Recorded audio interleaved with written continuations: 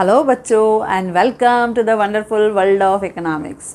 Yes बच्चों, today we are going to start one new journey that is new economic policy since 1991। ये 11th standard का हमारे Maharashtra board के syllabus में बहुत ही इम्पॉर्टेंट चैप्टर है which became a very historic year in the economic history of our Indian economy, क्योंकि इसने हमारे इंडियन इकोनॉमी को पूरी तरह से बदल दिया।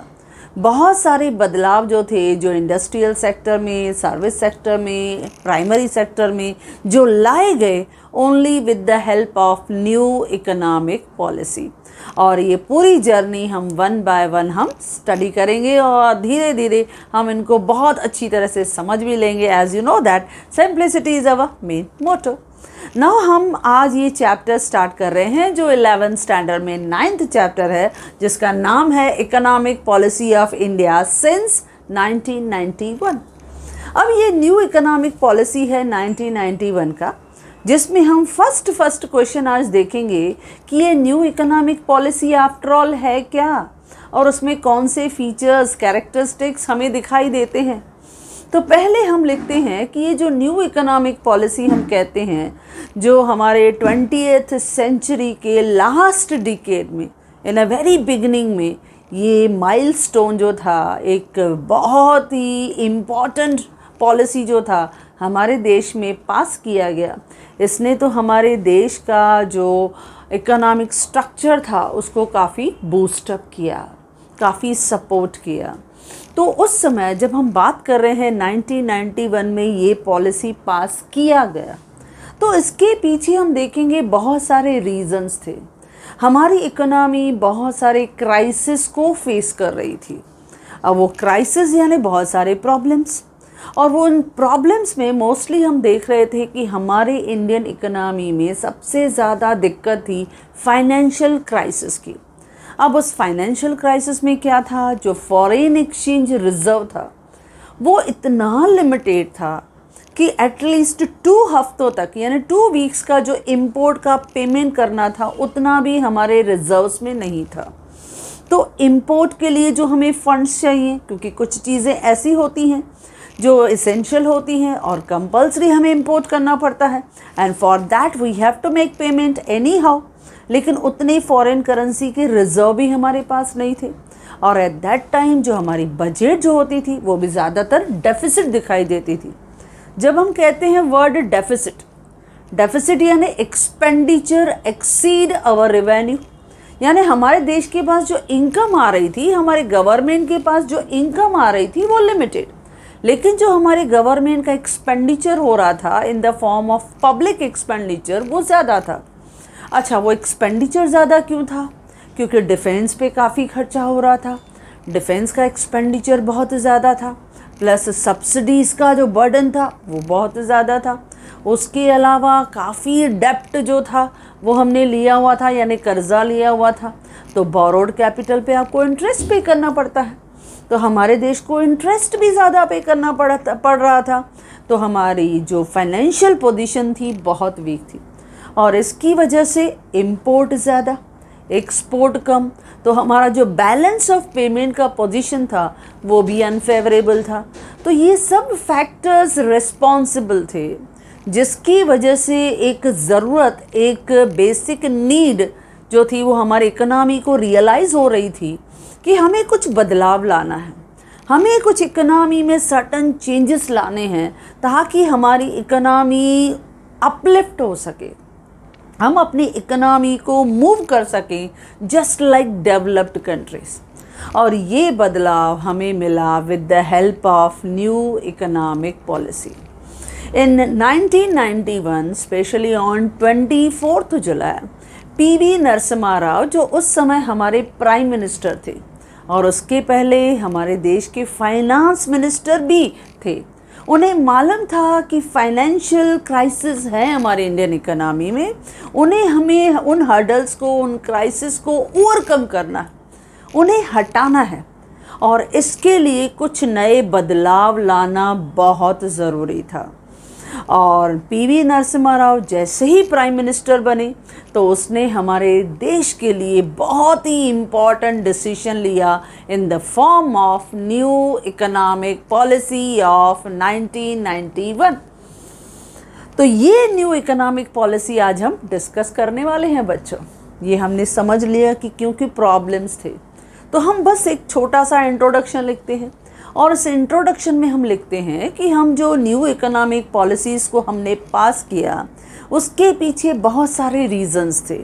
और वो रीज़न्स ये थे कि महंगाई बहुत बढ़ी हुई थी। महंगाई भी है, ऐसा नहीं कि 5, 6, 7%, 10%, 12%, 13, 14, और अगर हम 91 की ही बात करें तो उस समय inflationary trend was between 15 to 17%। इतना हायर, इतना ज़्यादा से ज़्यादा इन्फ्लेशन, तो परचेजिंग पावर कम होता है और उसके से ज़्यादा भी हमारा डेफिसिट बजट है, उससे भी ज़्यादा इंटरेस्ट पेमेंट का बर्डन ज़्यादा है, उससे ज़्यादा भी फॉरेन करेंसी हमारे पास नहीं है, तो हम इंपोर्ट की पेमेंट कैसे करें, कैसे देश को चलाएं। तो इसके लिए कुछ बदलाव लाना, कुछ रिफॉर्म्स लाना, through a strategic industrial policy लाना बहुत ज़रूरी था। और वही ज़रूरत को सेटिस्फाई करने के लिए हमारे देश में ये काफ़ी इम्पॉर्टेंट डिसीजन लिया गया इन the form of new economic policy. तो चलो हम करते हैं यही क्वेश्चन कि explain the main features of economic policy of 1991। ये 1991 की पॉलिसी में क्या क्या बदलाव किए गए, जो बदलाव किए गए आज हम वही सब देखेंगे इन the form of small features के फॉर्म में हम करेंगे कि क्या बदलाव लिए गए। अच्छा, इंट्रोडक्शन में हम लिखते हैं कि इस पॉलिसी को हमने पास क्यों किया, क्योंकि हमारे इकोनॉमी में शॉर्टेज था फॉरेन करेंसी का, plus excess of government expenditure बहुत ज़्यादा था लेकिन रेवेन्यू बहुत कम था। तो बट नेचुरल, जब हम खर्चा ज़्यादा करते हैं, इनकम कम होता है, तो बट नेचुरल आपने बोरोड फंड लिया होगा, यानी कर्ज़ों के जाल में हम फंस गए, तो इनडेप्टेड नेट का कंडीशन आ जाता है। या हायर सब्सिडीज़, हम कभी कभी सब्सिडीज़ का बर्डन ज़्यादा हो जाता है इसकी वजह से, क्योंकि बहुत से एरियाज़ में गवर्नमेंट प्रोवाइड करती है सब्सिडीज़, और सब्सिडीज़ भी जब हम प्रोवाइड करते तो it is also one kind of public expenditure, तो फिर पब्लिक एक्सपेंडिचर ज़्यादा हो गया। या इंटरेस्ट ऑन द लोन, तो हायर रेट ऑफ इंटरेस्ट, ये भी हमारे बर्डन को और बढ़ा रहा था। हायर डिफेंस एक्सपेंडिचर, ये भी बर्डन को बढ़ा रहा था। डेफिसिट बजट यानी हमारा रेवेन्यू कम, जो टैक्स के थ्रू आता है या नॉन टैक्स के थ्रू आता है, लेकिन हमारे पास जो एक्सपेंडिचर है वो बहुत ज़्यादा, तो डेफिसिट बजट दिखेगी। या अनफेवरेबल बीओपी यानी बैलेंस ऑफ पेमेंट, वो भी फेवरेबल नहीं, अनफेवरेबल। या इन्फ्लेशन। तो ये सब बेसिक रीजंस थे जिसके लिए हमने ज़रूरी समझा कि अभी कुछ बदलाव लाना ज़रूरी है, क्योंकि हमें देश को ग्रो करना है, डेवलप करना है, डेवलप्ड कंट्रीज़ के साथ हमें कंपटीशन करनी है। इसके लिए कुछ बड़ा स्टेप लेना बहुत ज़रूरी है, जो इस न्यू इकोनॉमिक पॉलिसी के थ्रू लिया गया। तो चलो देखते हैं इस पॉलिसी में क्या किया गया। सबसे पहला जो फीचर है इस पॉलिसी का, दैट इज़ डी लाइसेंसिंग। जब हम कहते हैं ना डी लाइसेंसिंग लेना, यानी जब भी आप कोई बिजनेस एक्टिविटी करते हो तो उसके लिए you require permission from the government. उसके लिए हम परमिशन लेते हैं, हम लाइसेंस लेते हैं, हम अप्रूवल लेते हैं, लेकिन गवर्नमेंट ने कहा अब ज़रूरी नहीं है। अगर हमें इकोनॉमी को ग्रो करना है, बढ़ाना है, तो हमारा जो department of industrial policy and promotion department था, उन्होंने क्या कहा कि जो मेन स्ट्रेटेजिक इंडस्ट्रीज़ हैं, जो हाई प्रायोरिटी सेक्टर्स हैं, उसमें कुछ सेलेक्टेड इंडस्ट्री, जैसे 18 बड़े बड़े स्ट्रेटेजिक सेंटर्स, उन्होंने इंडस्ट्रीज़ को, सेक्टर्स को सेलेक्ट किया कि चलो यहाँ पर लाइसेंसिंग जो है वो होना चाहिए। बाकी आपको डायरेक्टली आप स्टार्ट कर सकते हो, यानी आपको इनिशियली शुरू में लाइसेंस लेने की ज़रूरत नहीं है। जैसे आप पढ़ते हो कि सपोज़ अगर हमें प्राइवेट कंपनी शुरू करनी है तो क्या चाहिए बच्चों, सर्टिफिकेट ऑफ इनकॉर्पोरेशन। अगर आपको पब्लिक सेक्टर कंपनी स्टार्ट करनी है तो क्या चाहिए बच्चों, सर्टिफिकेट ऑफ कमेंसमेंट। जब तक ये सर्टिफिकेट्स नहीं हैं आप अपना बिजनेस स्टार्ट नहीं कर सकते। लेकिन अभी गवर्नमेंट ने कहा हमें इंडस्ट्रीज़ के ऊपर जो रिस्ट्रिक्शंस हैं, जो ब्यूरोक्रेटिक उनके ऊपर कंट्रोलिंग है, अननेसेसरी ब्यूरोक्रेटिक का प्रेशर है, कंट्रोल है, वो रिड्यूस करना, इन रिस्ट्रिक्शंस को हटाना है ताकि ग्रोथ हो पाए, ताकि ये इंडस्ट्रीज़ भी आगे अपना बिजनेस जो है वो बढ़ाएं। इससे फ़ायदा क्या होगा? आउटपुट बढ़ेगी, आउटपुट बढ़ेगी तो प्रोडक्शन बढ़ेगा, प्रोडक्शन बढ़ेगा तो एम्प्लॉयमेंट बढ़ेगी, तो अनएम्प्लॉयमेंट और पॉवर्टी का प्रॉब्लम सॉल्व हो जाएगा। तो हमें ये बहुत एक सपोर्ट मिलेगा हमारे इकोनॉमी को। तो उन्होंने क्या किया? पहले डी लाइसेंसिंग किया। डी लाइसेंसिंग यानी अभी आपको बिजनेस स्टार्ट करने के लिए not necessary to take the licence from the government. पहले आप बिजनेस स्टार्ट करो, आपको लगे आप कंपटीशन फेस कर सकते हो, you can able to stand in the market and face the competition, then within 1 year you try for the licence. उसके बाद आप लाइसेंस के लिए ट्राई करो। तो इस तरह से उन्होंने क्या किया? लाइसेंस का रिस्ट्रिक्शंस हटा दिया। ऐसा नहीं है कि लाइसेंस लेना ही नहीं, हाँ बिजनेस स्टार्ट करो, आपने बिज़नेस सेटअप कर लिया, अभी आपने अर्न करना स्टार्ट कर लिया, आपको बिज़नेस समझ में आ रहा है, आपको मार्केट कंडीशन समझ में आ रही है, तो you can apply for the licence. लेकिन कुछ जगह पे licence before starting your business licence लेना बहुत ज़रूरी है। तो पहला हमको क्या कंफर्ट मिला? D licensing. तो डी लाइसेंसिंग का पहला डेफिनेशन हमने लिखा है, डी लाइसेंसिंग मीन्स एबॉलिशिंग यानी ख़त्म करना, of government licence required to start any business activity. कोई भी बिजनेस एक्टिविटी स्टार्ट करने के लिए हमें गवर्नमेंट लाइसेंस की ज़रूरत पड़ती है। ऐसे सिस्टम को, ऐसे रूल्स को गवर्नमेंट ने क्या कर दिया? एबॉलिश, ख़त्म कर दिया कि ज़रूरी नहीं है बिजनेस स्टार्ट करने के पहले लाइसेंस हो। First you start your business, उसके बाद आपको लगे कि yes now I can adjust to my business, मैं बिजनेस कर सकता हूँ, I can face the competition. क्योंकि ऐसा बहुत बार होता है कि बहुत लोग 5 महीने, 6 महीने, 8 महीने उन्होंने पूरा स्टेजेस कंप्लीट किया, उसके बाद जब बिजनेस चालू हुआ तो उन्हें लगा नाउ आई एम इनकैपेबल, मैं इतना पोटेंशियल नहीं हूँ, इतना कॉम्पिटेंट नहीं हूँ टू फेस द कॉम्पिटिशन। उसके बाद बिजनेस को वाइंड अप कर दिया। ऐसे नहीं चलता है, क्योंकि ये जो हम कैपिटल इन्वेस्टमेंट का डिसीजन लेते हैं वो इरिवर्सिबल होता है। आपने इन्वेस्ट तो कर लिया, लेकिन उस पूरे इन्वेस्टमेंट को वापस रिवर्स करना it is not a easy task. फिर लीगल प्रोसीडिंग होती है। तो ये सब चीज़ों से बचने के लिए गवर्नमेंट ने सबसे ईजी स्टेप लिया, डी लाइसेंसिंग। आपको लाइसेंसिंग का प्रेशर लेने की ज़रूरत नहीं है। आप पहले बिजनेस स्टार्ट करो, आपको लगे यू फील कंफर्टेबल, आप बहुत मज़े से बिजनेस को एक्सपांड कर सकते हो, मॉडर्नाइज कर सकते हो, कंपटीशन फेस कर सकते हो, बस फिर लाइसेंस के लिए अप्लाई करो। लेकिन कुछ इंडस्ट्रीज़ ऐसे हैं जिनके लिए कंपल्सरी लाइसेंसिंग की ज़रूरत पड़ती है, और वो ऐसी इंडस्ट्रीज़ हैं 4। यस, वो कौन कौन सी है बच्चों? पहला electronic, aerospace and defence equipment. जो इंडस्ट्री इलेक्ट्रॉनिक, एरोस्पेस के पार्ट्स के साथ, एयरक्राफ्ट्स के साथ कनेक्टेड हैं, या डिफेंस के आर्म्स एंड एम्यूनेशन बनाती हैं, इक्विपमेंट बनाती हैं, ऐसी इंडस्ट्री को कंपल्सरी लाइसेंस लेना पड़ेगा। सेकंड है इंडस्ट्रियल एक्सप्लोजिव। जो इंडस्ट्री इंडस्ट्रियल एक्सप्लोजिव गुड्स बनाती है, ऐसे इंडस्ट्री को कंपल्सरी लाइसेंस लेना पड़ेगा। Third, dangerous chemicals. जो डेंजरस केमिकल्स प्रोड्यूस कर रही है उनके साथ डील कर रही है। बहुत सारे पेट्रोकेमिकल इंडस्ट्रीज़ हैं जो एक्सप्लोजिव यूज़ करते हैं, केमिकल्स यूज़ करते हैं, या फार्मास्यूटिकल कंपनीज़ हैं। फार्मास्यूटिकल यानी मेडिसिन्स। जो फार्मास्यूटिकल कंपनीज़ हैं, before starting their business they require permission, उन्हें लाइसेंस लेना ज़रूरी है। और चौथा इंडस्ट्री है सिगरेट्स। जो इंडस्ट्री सिगरेट्स बना रही है उन्हें भी कंपल्सरी लाइसेंस लेना ज़रूरी है। तो ये 4 इंडस्ट्रीज़ ऐसे हैं जिन्हें कंपल्सरी लाइसेंस लेना ही है।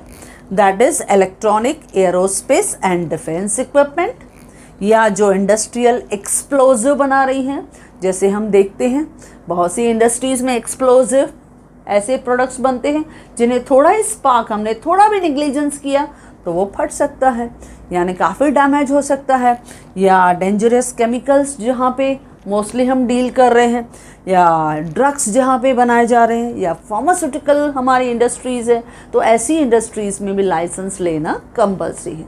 या हमने फोर्थ कहा सिगरेट्स, जो सिगरेट्स को मैन्युफैक्चर कर रहे हैं ऐसे इंडस्ट्री को लाइसेंस लेना मोस्ट कंपल्सरी है।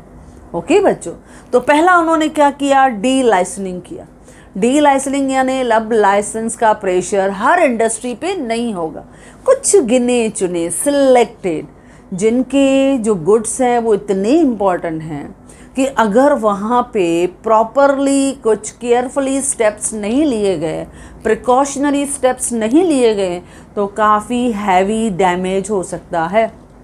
जैसे केमिकल इंडस्ट्रीज़ हैं, या जैसे हमने कहा कि इंडस्ट्रियल एक्सप्लोजिव हैं। अगर इंडस्ट्रियल एक्सप्लोजिव जहाँ बन रहा है, अगर आसपास में रेजिडेंशियल एरिया है, उन्होंने प्रॉपर केयर नहीं किया तो वाटर पोल्यूशन हो सकता है, एयर पोल्यूशन हो सकता है, इससे हमारे रेजिडेंशियल एरिया को अफेक्ट हो सकता है, उनकी लाइफ जो है वो डेंजर में आ सकती है। तो इसके लिए उनका लाइसेंस लेना पहले बहुत ज़रूरी है।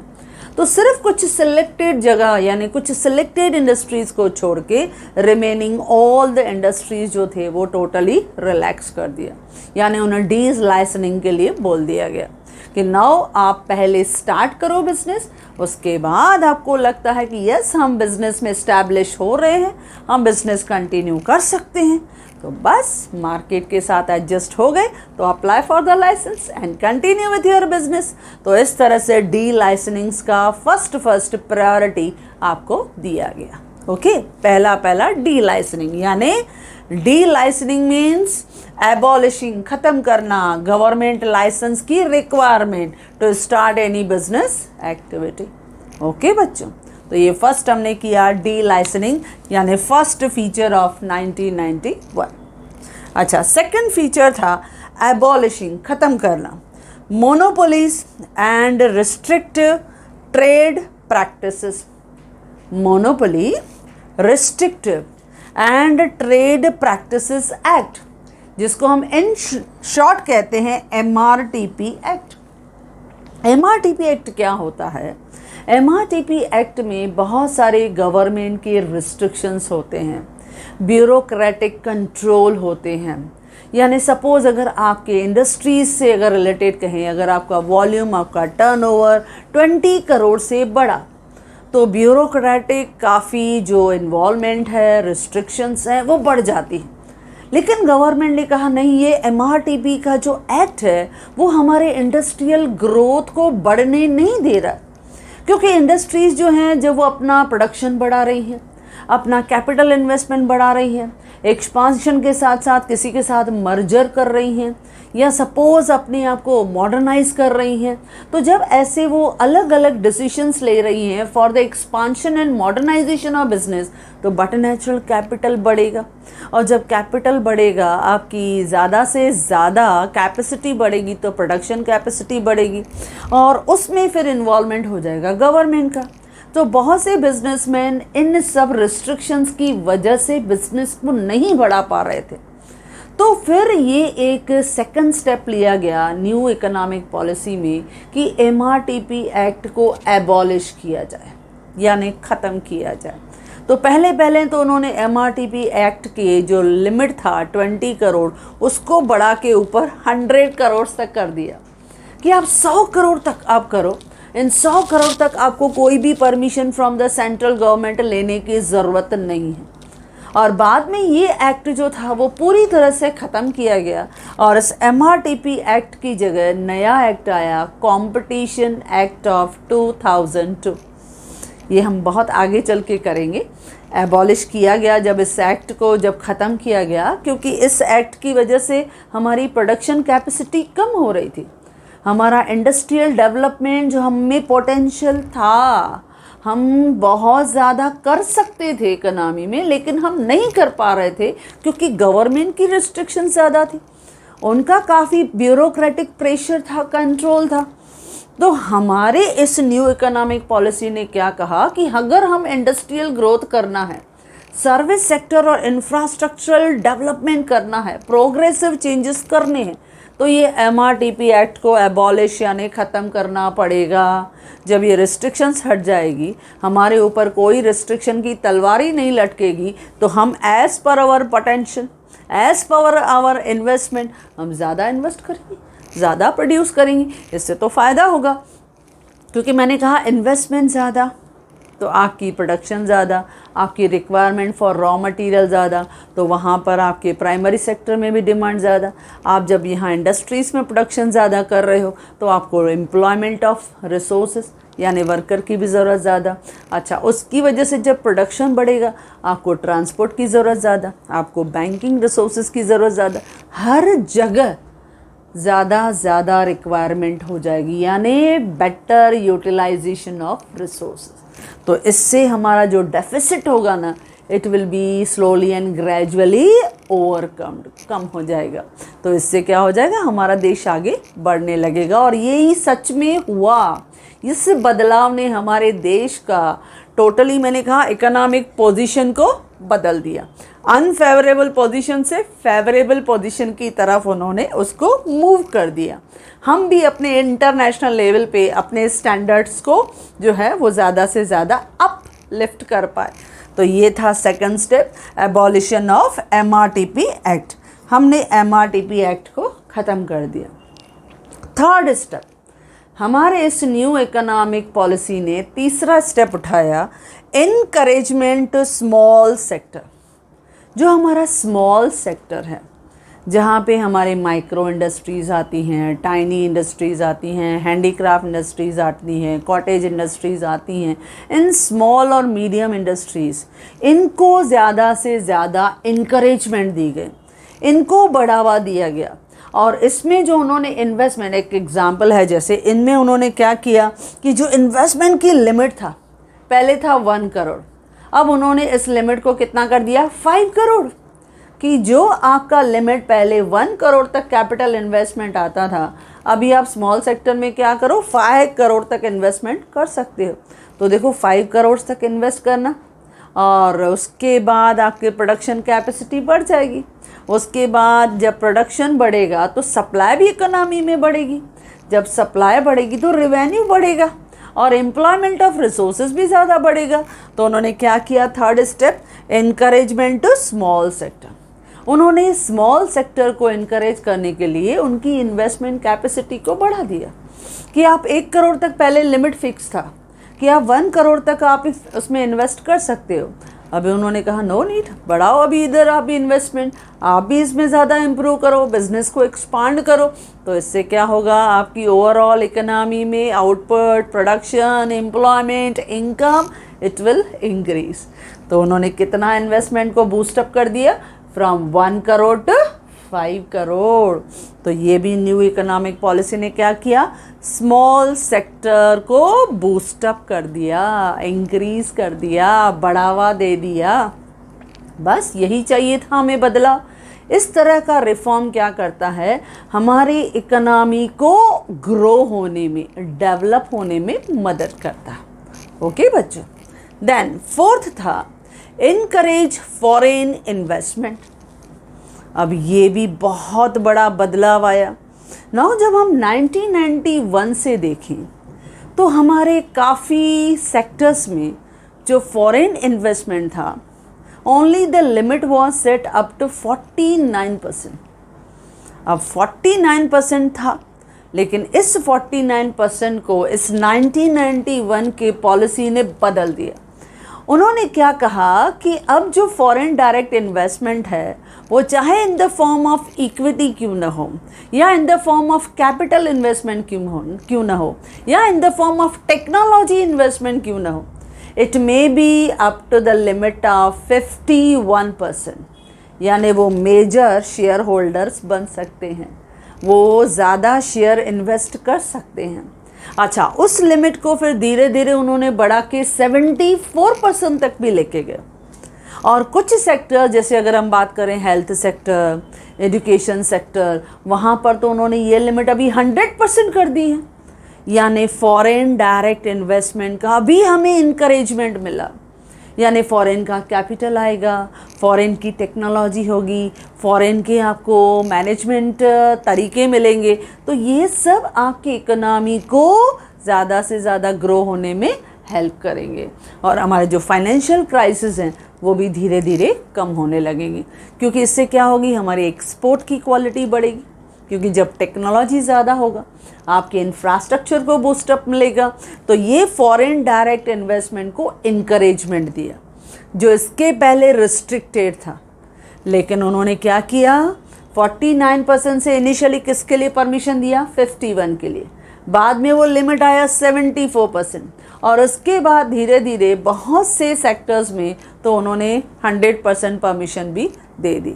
तो ये फॉरेन डायरेक्ट इन्वेस्टमेंट जो आया, उन्होंने सिलेक्ट किया कि खास करके जो हाई प्रायोरिटी सेक्टर्स हैं, जिनको बदलने की बहुत ज़रूरत है, जहाँ पे काफ़ी स्कोप है कि वहाँ से हम ज़्यादा अर्न कर सकते हैं, वहाँ पे हमने इस तरह की फॉरेन डायरेक्ट इन्वेस्टमेंट को परमिट किया, उन्हें अलाउ किया। और ये बदलाव, ये रिफॉर्म हमारे इकोनॉमी को काफ़ी अच्छा ग्रो करने में उसने हेल्प किया। ओके बच्चों, तो ये था encouragement of foreign direct investment, ये था चौथा बदलाव। अच्छा, फिफ्थ क्या किया उन्होंने, reducing the role of public sector. अब reducing the role of public sector, इसके लिए मैं बता दूं कि ये जो न्यू इकोनॉमिक पॉलिसी थी ना, इसमें पीवी नरसिम्हा राव ने 3 मंत्र दिए, और वो 3 मंत्र थे LPG। इसका मतलब पहला लिबरलाइजेशन, हमें थोड़ा लिबर्टी देनी है, फ्रीडम देना है, चाहे वो एग्रीकल्चर सेक्टर हो, उन्हें एक्सपोर्ट करने में मदद करना, ताकि एग्रीकल्चर प्रोडक्ट्स जो हैं वो भी ज़्यादा से ज़्यादा एक्सपोर्ट हो पाए। देन प्राइवेटाइजेशन, पब्लिक सेक्टर का रोल धीरे धीरे कम करना, यानी पब्लिक सेक्टर जो है उसमें अगर हो सके तो इन्वॉल्वमेंट ऑफ प्राइवेट सेक्टर हो जाए। लेकिन अगर सपोज ऐसे कुछ सिक यूनिट्स हैं जो वो प्रॉपरली प्रॉफिट अर्न नहीं कर पा रहे हैं, तो ऐसे सिक यूनिट्स को हमें बेच देना है, किसको, प्राइवेट सेक्टर को। तो प्राइवेटाइजेशन ये सेकंड था, क्योंकि पब्लिक सेक्टर जो है या तो प्राइवेट सेक्टर के साथ हैंड इन हैंड काम करेगा, साथ मिलके काम करेंगे, यानी पार्टनरशिप, पब्लिक प्राइवेट पार्टनरशिप, ये PPP तो बहुत सक्सेसफुल है आजकल, बहुत से सेक्टर्स में है। यानी प्राइवेट सेक्टर के रिसोर्सेज और पब्लिक सेक्टर के रिसोर्सेज जब मिलके काम करते हैं तो always 2 brains are better than 1, हमें पता है। तो बस दोनों की पार्टनरशिप मिल जाती है तो आपके सिक यूनिट्स भी प्रॉफिटेबल यूनिट्स बन जाते हैं।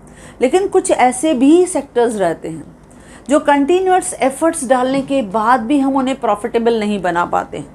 तो ऐसे सिक यूनिट्स जो हैं वो क्या कर देते हैं, वो उनको सेल कर देते हैं, उनकी ओनरशिप जो है वो ट्रांसफ़र हो जाती है टू द प्राइवेट पर्सन्स। तो प्राइवेट सेक्टर्स उन्हें परचेस कर लेते हैं। तो इस तरह के बहुत सारे एग्जाम्पल्स आपको देखेंगे। तो ऐसे जैसे हमने इंडियन एयरलाइंस देखा, उसमें भी हमने देखा कि टाटा इंडस्ट्रीज़ ने उसको वापस टेक ओवर कर लिया। तो ऐसे बदलाव होते हैं क्योंकि प्राइवेटाइजेशन के बाद उनका कंप्लीट कंट्रोल प्राइवेट सेक्टर में हो जाता है। They will try to put their resources efficiently in that sector and they will try to improve the efficiency of those sick units. तो हमेशा ऐसे भी प्राइवेटाइजेशन, ये सेकंड मंत्र था, यानी प्राइवेट सेक्टर का रोल काफ़ी इम्पोर्टेंट उन्होंने किया। और तीसरा था ग्लोबलाइजेशन, यानी हमारे इंडियन मार्केट को हमें इंटीग्रेट करना था विथ द वर्ल्ड मार्केट, यानी हमारी इकोनॉमी को ओपन कर दिया गया वर्ल्ड इकोनॉमी के साथ कि फॉरेन कंट्रीज़ वो अपना बिजनेस हमारे साथ कर सकती है। हमको भी फ्रीडम, लिबरलाइज एक फ्रीडम दिया गया, एक लिबरल एटमॉस्फेयर दिया गया कि हम भी अपना बिजनेस फॉरेन कंट्रीज़ के साथ कर सकते हैं। तो ये तो 3 मंत्र थे, लिबरलाइजेशन, प्राइवेटाइजेशन, ग्लोबलाइजेशन। लेकिन इनमें हुआ reducing the role of public sector. ये जो हमारा न्यू इकोनॉमिक पॉलिसी था, इसका मेन जो फंडा था, बेसिक जो उसमें स्टेप उठाया गया कि पब्लिक सेक्टर का रोल धीरे धीरे कम किया जाएगा, प्राइवेट सेक्टर का इन्वॉल्वमेंट को बढ़ाया जाएगा। और उसमें उन्होंने पहला पहला क्या किया, उनका मेन ये था काम कि जो स्टेट मोनोपोली है, इसके पीछे पर्पस क्या था, मेन मोटिव क्या था कि हर जगह गवर्नमेंट का मोनोपोली नहीं चलेगा, वो धीरे धीरे कम करना है, प्राइवेट सेक्टर को भी इन्वॉल्व करना। देन इससे क्या होगा, आपके पब्लिक सेक्टर के काम करने की एफिशिएंसी बढ़ेगी, ऐसा नहीं होगा घटेगी। प्राइवेट सेक्टर आएगा तो ऑन द कॉन्ट्री एफिशिएंसी और बढ़ेगी, उसकी मैनेजमेंट, उनकी मॉनिटरिंग, उनकी डायरेक्शन, उनकी सुपरविजन, काम करने की कैपेसिटी को बढ़ाएगी।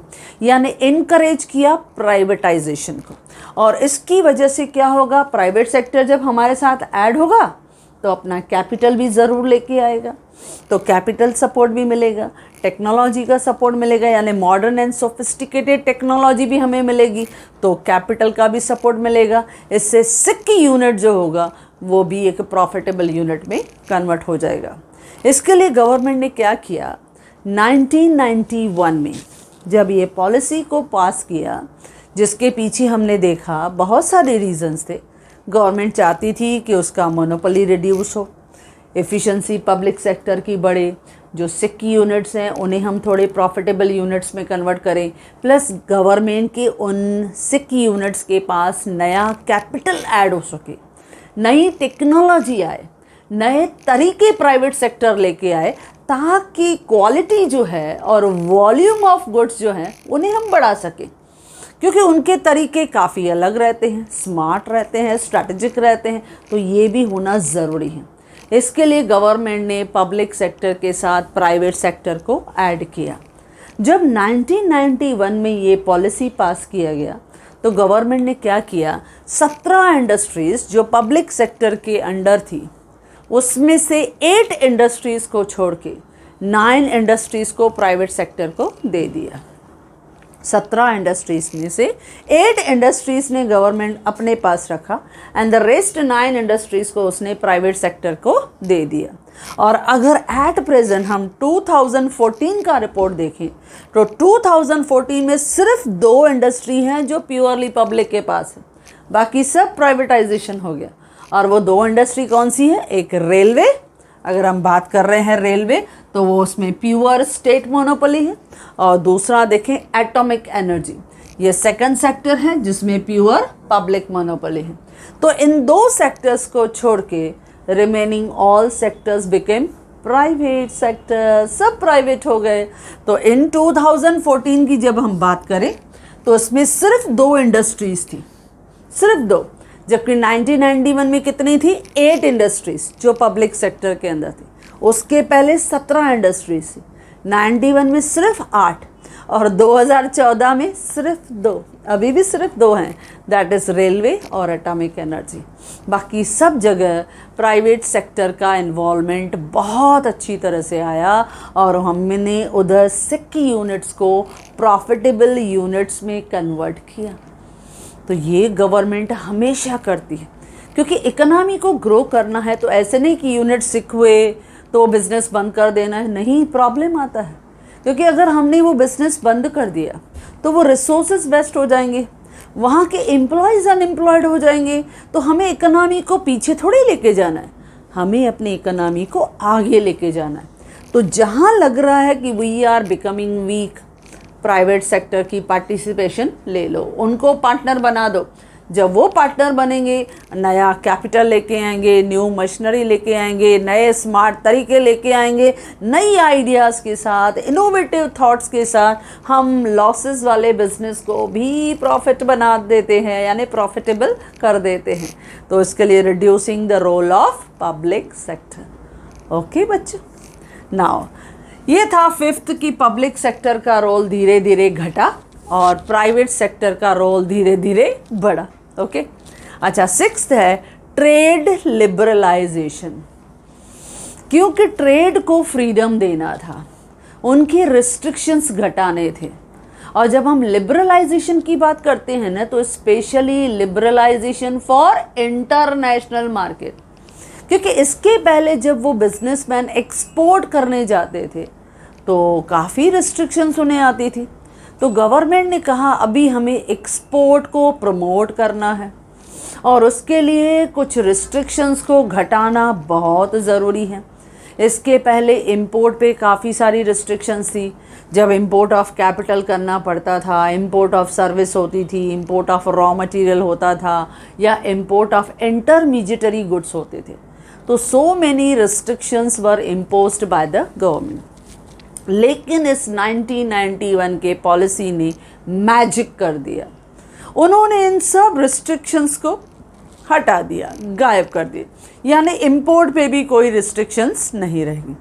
नॉट ओनली इंपोर्ट पे रिस्ट्रिक्शन नहीं रहेगी, आप इंपोर्ट तो कर ही सकते हो, रॉ मटेरियल चाहिए आप इंपोर्ट करो विदाउट एनी रिस्ट्रिक्शन। इंपोर्ट के लिए जो लाइसेंसिंग था वो भी सिस्टम उन्होंने हटा दिया, एबॉलिश कर दिया। आप इंटरमीडिएटरी गुड्स चाहिए वो आप इंपोर्ट कर सकते हो, कैपिटल को इंपोर्ट करना है वो इंपोर्ट कर सकते हो। तो ये सब रिस्ट्रिक्शंस हटा दिए।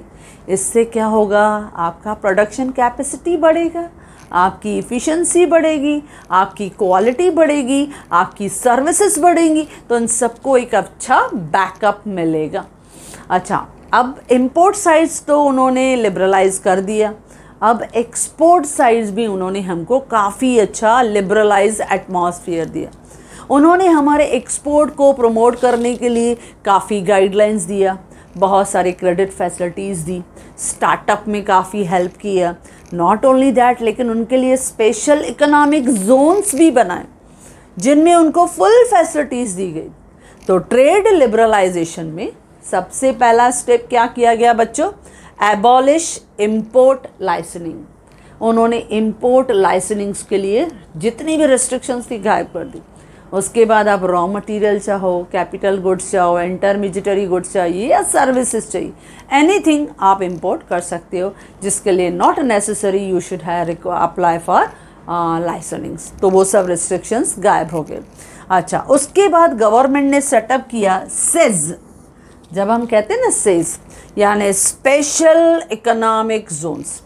ये स्पेशल इकोनॉमिक जोन्स बनाए गए कि जो बिजनेसमैन, जो इंडस्ट्रीज़, जो सेक्टर ज़्यादा से ज़्यादा एक्सपोर्ट के साथ जुड़ा हुआ है, उन्हें हर तरह की फाइनेंशियल सपोर्ट दी जाएगी, टेक्निकल सपोर्ट दी जाएगी, मैनेजरल सपोर्ट दी जाएगी, हर तरह का सपोर्ट उन्हें दिया जाएगा। तो सेज यानी स्पेशल इकोनॉमिक जोन। इससे क्या होगा, हर सेक्टर के एक्सपोर्ट लेवल को प्रमोट किया जाएगा। और उसके साथ साथ एज यानी एग्रो एक्सपोर्ट जोन। जब हम एज को बोलते हैं यानी एग्रो एक्सपोर्ट जोन, यानी जो एग्रीकल्चर एरियाज़ हैं वहाँ काफ़ी स्कोप है, काफ़ी पोटेंशियल है, आप ज़्यादा से ज़्यादा चीज़ें जो है एक्सपोर्ट कर सकते हो। तो एग्रीकल्चर एरियाज़ को, अपने फार्मर्स को, अपने प्रोड्यूसर्स को, कल्टीवेटर्स को, उन्हें प्रमोट करना, उन्हें इनकरेज करना कि एग्रीकल्चर प्रोडक्ट्स जो है अगर वो प्रमोट कर सकते हैं, वो ज़्यादा से ज़्यादा एक्सपोर्ट कर सकते हैं, तो उन्हें फाइनेंशियल सपोर्ट देना, उन्हें गाइडलाइंस देना कि किस मार्केट में वो कितना ज़्यादा एक्सपोर्ट कर सकते हैं। तो एग्रीकल्चर एक्सपोर्ट जोन्स भी बनाए गए ताकि एग्रीकल्चर एरिया से अगर एग्रीकल्चर प्रोडक्ट को वो एक्सपोर्ट करना चाहते हैं तो वो भी इजीली हो सके। तो ये भी एक अच्छा बेनिफिट हमको मिला, यानी ट्रेड लिबरलाइजेशन। ट्रेड को क्या किया उन्होंने, फ्री कर दिया, फ्रीडम कर दिया। किसके थ्रू, एक सेज यानी स्पेशल इकोनॉमिक जोन्स। इससे क्या किया जाएगा, ओवरऑल एक्सपोर्ट बढ़ाया जाएगा। और दूसरा एज यानी एग्रो एक्सपोर्ट जोन, जिससे आपके एग्रो जो एग्रीकल्चर प्रोडक्ट्स जो हैं इनको एक्सपोर्ट करने में ज़्यादा से ज़्यादा किसानों की मदद की जाएगी। तो ये हमारे ट्रेड को लिबरलाइज करने में ज़्यादा से ज़्यादा सपोर्ट करेगा। ओके बच्चों, देन 7th जो फीचर फॉलो किया गया, रिफॉर्म्स इन इंश्योरेंस सेक्टर। यानी हमारा इंश्योरेंस सेक्टर भी हम देखें तो इंश्योरेंस सेक्टर में भी शुरू से ही government play a monopoly role. इसमें भी गवर्नमेंट का सबसे ज़्यादा मोनोपोली था, क्योंकि हर सेक्टर में, इंश्योरेंस के हर सेक्टर में government play a very active role. लेकिन 1991 के पॉलिसी के बाद गवर्नमेंट ने एफर्ट्स लिए और 1991 में IRDA एक्ट यानी insurance regulatory and development authority act, IRDA act, यानी insurance regulatory and development authority act, जो 1991 में पास किया गया। इसके बाद काफ़ी रूल्स एंड रेगुलेशन जो थे वो बदलाव किए गए इंश्योरेंस सेक्टर में, और इस बदलाव के बाद बहुत सारी प्राइवेट इंश्योरेंस कंपनी, बहुत सारी फॉरेन इंश्योरेंस कंपनी, उन्होंने भी हमारे इंडियन इकोनॉमी में बहुत अच्छा परफॉर्मेंस दिया। तो इसकी वजह से भी हमारी इकोनॉमिक कंडीशंस काफ़ी इम्प्रूव हुई, क्योंकि लाइफ इंश्योरेंस हो, नॉन लाइफ इंश्योरेंस हो, तो इसमें पहले सिर्फ गवर्नमेंट जो था वो मोनोपोली रोल प्ले करता था, लेकिन उसके साथ साथ बहुत सारी प्राइवेट इंश्योरेंस कंपनी, बहुत सारी फॉरेन की इंश्योरेंस कंपनी, उन्होंने भी हमारे इकोनॉमी को काफ़ी इंश्योरेंस किया, सपोर्ट किया, चाहे वो लाइफ इंश्योरेंस हो, नॉन लाइफ इंश्योरेंस हो। नॉन लाइफ में आप देखते हो व्हीकल्स का इंश्योरेंस है, हमारे असेट्स का इंश्योरेंस रहता है, गुड्स एंड सर्विसेज का इंश्योरेंस रहता है। तो ये काफ़ी योजनाएं हैं जो इंश्योरेंस के अंदर कवर होती। और उसके पहले क्या होता था, पूरा बर्डन गवर्नमेंट के ऊपर होता था, लेकिन अभी वो क्या हो गया, रेस्पॉन्सिबिलिटी शेयर हो गई है with private and government sector. तो इसके लिए हमारे बहुत सारे बदलाव जो हैं वो इंश्योरेंस सेक्टर में भी आ गए, and specially with IRDA act. कब पास हुआ था बच्चों? 1999 में। क्या है full form? Insurance regulatory and development authority का एक्ट। इस एक्ट ने गवर्नमेंट के मोनोपोली को ब्रेक किया और उसने प्राइवेट इंश्योरेंस कंपनीज और फॉरेन की इंश्योरेंस कंपनीज को भी मार्केट में बहुत बड़ा स्कोप दे दिया। इससे हमको फाइनेंशियल सिक्योरिटी मिली और इसकी वजह से हमारी इकोनॉमिक प्रॉब्लम्स काफ़ी सॉल्व हो गई। ओके बच्चों, देन था 8th point, reforms in financial sector, यानी हमारे फाइनेंशियल सेक्टर्स में भी बदलाव लाना ज़रूरी था। बैंकिंग सेक्टर में भी बदलाव लाना ज़रूरी था। दो हमें मालूम था कि 1969 में और 1980 में हमारी जो बैंक्स थी वो नेशनलाइज की गई, लेकिन फिर भी उसमें कुछ बदलाव लाना ज़रूरी था, क्योंकि 1991 से अगर हम पहले की बात देखें बच्चों, तो जो प्राइवेट सेक्टर था वो इतना अच्छा परफॉर्म नहीं कर रहा था, यानी प्राइवेट सेक्टर्स की जो बैंक थी या फॉरेन जो बैंक थी वो इतना अच्छा परफॉर्म नहीं कर रही थी, क्योंकि उन्हें उतना फ्रीडम नहीं दिया गया था। मेन ये था, उनमें पोटेंशियल था लेकिन उन्हें फ्रीडम नहीं दिया गया था, अलाउ नहीं किया गया था, दे वर नॉट परमिटेड। क्योंकि 91 से पहले सिर्फ पब्लिक सेक्टर बैंक और कोऑपरेटिव बैंक्स दे वर परफॉर्मिंग वेल, लेकिन 1991 के बाद जब उन्होंने ट्रेड लिबरलाइज कर दिया, उन्होंने फाइनेंशियल सेक्टर में भी बदलाव किया। उन्होंने प्राइवेट बैंक्स जो थे और फॉरेन बैंक्स जो थे उनको भी मार्केट में कंपटीशन का मौका दे दिया। और जब फॉरेन की बैंक्स आ गई, specially in our Indian economy, और उन्होंने हमें बहुत सारी एंसिलरी फंक्शंस जब दिए, यानी प्राइमरी, और जब हमने देखा कि प्राइमरी में जब हमारे बैंक्स जो बहुत अच्छा परफॉर्म कर रहे थे, लेकिन उसके साथ साथ हमने जब उनके एजेंसी फंक्शंस देखे, हमने उनके जनरल यूटिलिटी फंक्शंस देखे, जिसने हमारे कस्टमर्स को मैक्सिमम सेटिस्फैक्शन दिया।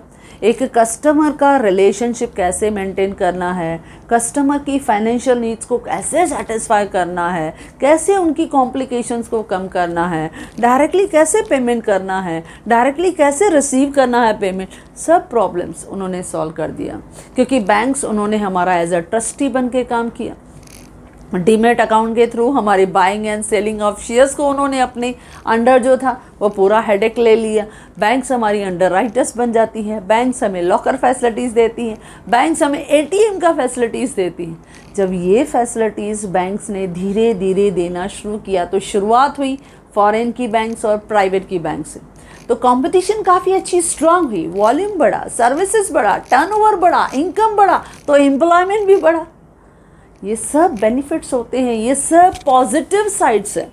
तो ये सब हम कर रहे हैं कि न्यू इकोनॉमिक पॉलिसी ने किस तरह से हमारे देश के हर एक सेक्टर को मजबूत कर दिया, स्ट्रॉन्ग कर दिया।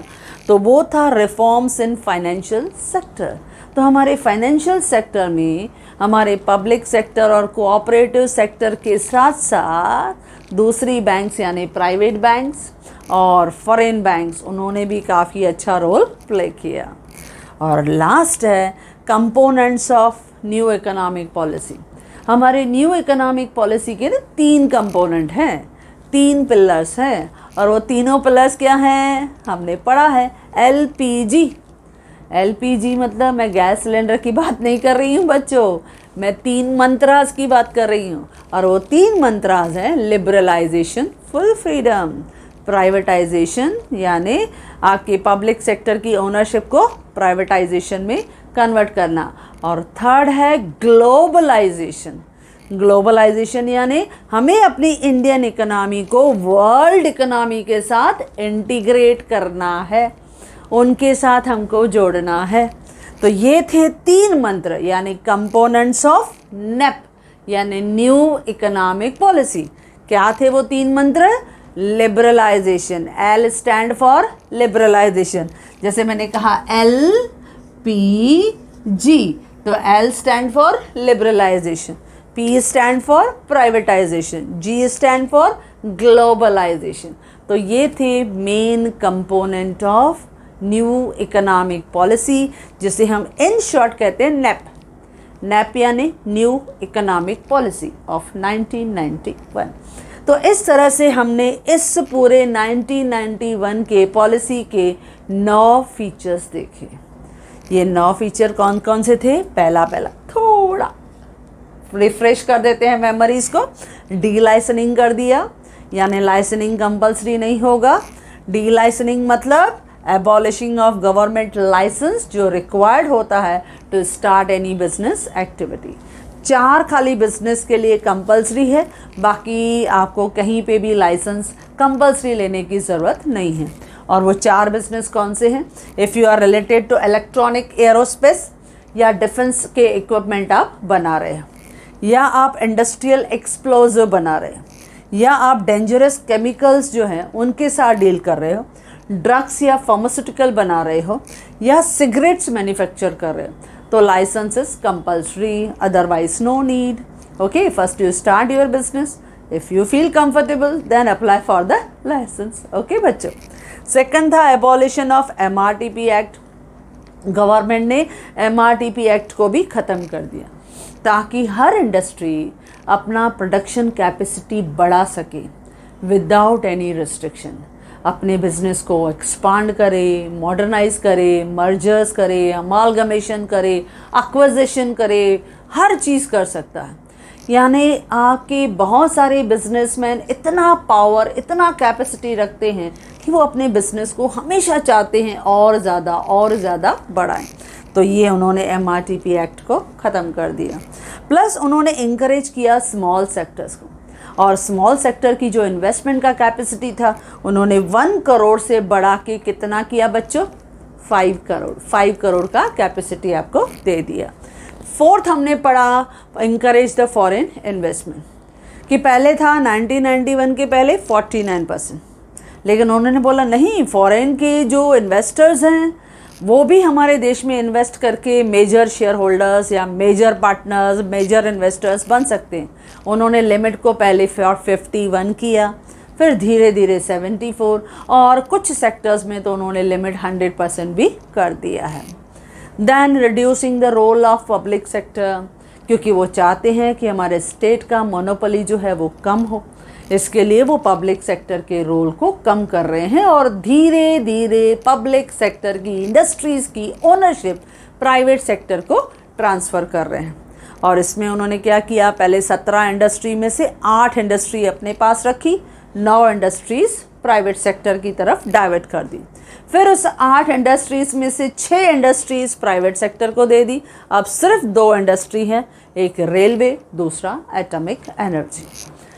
फिर था ट्रेड को लिबरलाइजेशन, हमें ट्रेड को पूरा फ्रीडम देना है, चाहे एक्सपोर्ट हो चाहे इंपोर्ट हो, उनकी रिस्ट्रिक्शंस को कम करना है। इंपोर्ट के लिए जो लाइसेंसिंग्स है उनकी रिस्ट्रिक्शंस को हटा दिया। एक्सपोर्ट को प्रमोशन देने के लिए उन्होंने क्या बनाया? सेज, स्पेशल इकोनॉमिक जोन्स वो बनाए। और अगर एग्रीकल्चर एरिया को एक्सपोर्ट में मदद करनी है तो क्या बनाया, AEZ agro export zones, AEZ बनाया ताकि एग्रीकल्चर प्रोडक्ट्स को भी हम ज़्यादा से ज़्यादा प्रमोट कर सकें। बराबर बच्चों। देन हमने 7th पॉइंट क्या पढ़ा, रिफॉर्म्स इन इंश्योरेंस सेक्टर। अब इंश्योरेंस सेक्टर में भी हमने देखा गवर्नमेंट मोनोपोली रोल प्ले कर रहा था, लेकिन न्यू इकोनॉमिक पॉलिसी के एफर्ट्स की वजह से एक नया एक्ट बना, IRDA एक्ट, यानी insurance regulatory and development act. और इस एक्ट की वजह से प्रॉपर रूल्स एंड रेगुलेशंस बनाए गए और उसकी वजह से प्राइवेट कंपनीज और फॉरेन के इंश्योरेंस कंपनीज को भी मार्केट में ओपन स्पेस दिया गया। इससे हमारे लाइफ और नॉन लाइफ इंश्योरेंस को काफ़ी अच्छा रेवेन्यू मिला, स्कोप मिला, एम्प्लॉयमेंट भी मिला। और हमने देखा रिफॉर्म्स इन फाइनेंशियल सेक्टर, यानी हमारे बैंकिंग सेक्टर में भी काफ़ी बदलाव किए गए। और वो बदलाव में उन्होंने क्या किया कि 91 से पहले हमारे जो पब्लिक सेक्टर की बैंक थी, कोऑपरेटिव सेक्टर की बैंक थी, उनका मोनोपोली था, उनका इन्वॉल्वमेंट था। लेकिन उनके बाद उन्होंने प्राइवेट सेक्टर की बैंक्स को भी अपॉर्चुनिटीज़ दिया, फॉरेन की बैंक्स को भी उन्होंने अलाउ किया हमारी इकोनॉमी में, ताकि वो भी हमारे साथ मार्केट शेयर करें, अपनी फैसिलिटीज़ शेयर करें, तो स्कोप बढ़ेगा ना, कंपटीशन हेल्दी होगी। और last but not the least, component of नीप, यानी 3 कंपोनेंट, 3 मंत्रास थे हमारे 1991 के पॉलिसी के। एक था L यानी लिबरलाइजेशन, P यानी प्राइवेटाइजेशन, 3 यानी G यानी ग्लोबलाइजेशन। तो इस तरह से न्यू इकोनॉमिक पॉलिसी के ये सब फीचर्स हैं जो हमने डिस्कस किए। यस बच्चों, जिस तरह से ये फीचर्स मैंने आपके साथ डिस्कस किए, in the same way I have provided in my notes, और वो नोट्स भी बहुत ईजी लैंग्वेज में आपके साथ मैंने शेयर किए हैं। तो यस बच्चों, if you like this video, do share with your maximum friends, and if you want my handwritten notes, the link is given in the description box. Thank you.